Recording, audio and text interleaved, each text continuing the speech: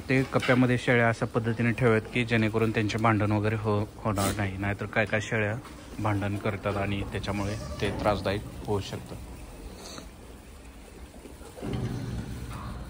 तर ह्या कप्प्यामध्ये जर बघितलं तर किती पिल्ले आहेत, 1 2 3 4 5 6 7 8 9 10 11 12 13 14 15. ह्याच्यातले जवळपास 4-5 असतील पांढरं, नाही तर बाकीचे बोकड आहेत. आणि आम्ही एक बोकड म्हणजे 25 ते 30 किलो किंवा जवळपास 10,000 जोपर्यंत त्याचं प्राईस होत नाही तोपर्यंत आम्ही शक्यतो विकत नाही, कारण ते तसं परवडायला पाहिजे. आणि इकडचे सध्याचे रेट आहेत 400 ते 450 किलोप्रमाणे आम्ही वजन करून देतो. त्यामुळे याच्यात कोणी फसत नाही, आम्हालाही त्याचा फायदा होतो, बाकीच्यालाही फायदा होतो. इकडच्या पिल्लांसाठी आम्ही स्वतंत्र कप्पा केला आहे आणि त्याच्यासाठी आम्ही असे शिवरे वगैरे मोठमोठे पटे आणून ठेवतो.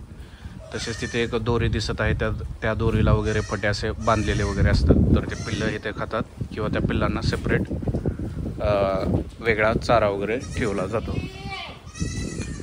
तर इकडच्या सर्व शेळ्या आहेत त्या उस्मानाबादी, काही गावरान आहेत, काही बिटल आहेत. मात्र हे जे बोकड आहे बेण्यासाठीचं ते मात्र पूर्णतः बिटल प्रकारचं बोकड आहे. आणि ह्याची किंमत जरी महाग असली तरी जर ह्याच्यापासून जर लागण शेळ्यांना झाली तर शेळ्यांची क्वालिटी मात्र, पिल्लांची क्वालिटी ही एकदम बेस्ट क्वालिटी राहते. आता काही वेळास ह्या शेळीच्या मानेला जर असा त्रास झालेला दिसेल तर हे आहे थोडासा गव्हाण्याचा इश्यू.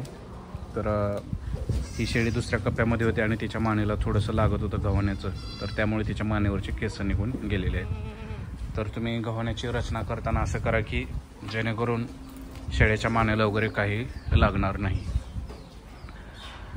तर बोकड वाट बघते, आता थोड्या वेळातच त्याला दुसरं वैरण येईल.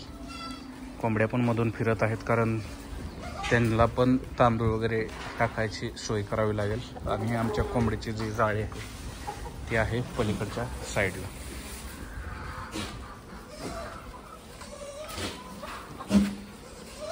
तर मित्रांनो, मी व्हिडिओमध्ये अगोदरच माहिती दिली की आम्ही चारा वगैरे कसं केला आहे, शेळीपालन शेड माहिती आहे, ते सर्व काही माहिती अगोदरच दिली.